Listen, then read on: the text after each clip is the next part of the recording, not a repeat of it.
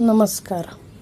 आपण पाहणार आहोत ब्रह्मकमळाला लागणारं साहित्य. हे गांडूळ खत लागणार आहे आणि हे लागणार आहे आपल्याला शेणखत आणि सिक्रेट गोष्ट अशी मी तुम्हाला सांगणार आहे, ज्याच्यामुळं झाडाची उंची ही व्यवस्थित होणार आहे आणि झाड सुधारित असणार आहे. ही माती लाल माती आहे. ही सिक्रेट गोष्ट आहे की लाल माती वापरायची. ही अशी चुरळ केल्यानंतर ती चुरळते. ही बघा, ही लाल माती आहे. ह्या लाल मातीमुळं काय होते की झाडाची उंची व्यवस्थित होते आणि त्याची वाढ पण व्यवस्थित होते. तर आपल्याला ही लाल माती लागणार आहे. ही अशा पद्धतीने लाल माती आपल्याला घ्यायची.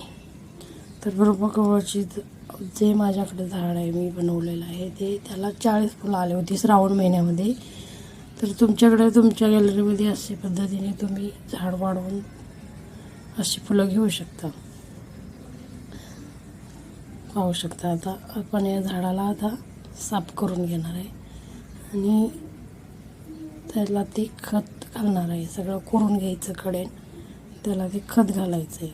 माझं गॅलरीतलं प्रत्येक झाड हे अशा पद्धतीने वाढलेलं आहे. जसं जमिनीच्या पेक्षा पण व्यवस्थित झाडं झाले आहे. त्याची काळजी कशी घ्यावी, माझ्याकडे कोणती कोणती व्हरायटीज आहेत, काय आहेत, ते सगळ्याचा व्हिडिओ तुम्हाला येणार आहे.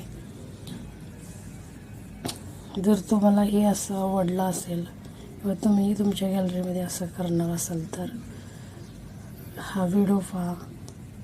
जर आवडला असेल तर लाईक करा, शेअर करा, सबस्क्राईब करा आणि जर काही प्रश्न असतील तर कमेंट करून सांगा. जास्तीत जास्त लाईक केल्यामुळं माझे व्हिडिओ बनवायची ताकद अजून वाढेल.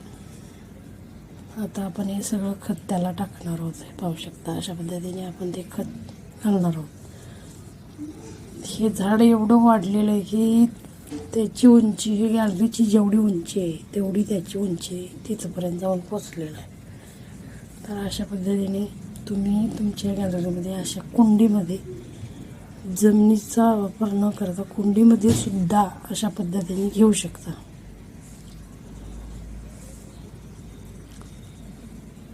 पाहू शकता. आता हे आपलं झाड आहे, हे कशा पद्धतीने त्याची वाढ झालेली आहे ते पाहू शकता.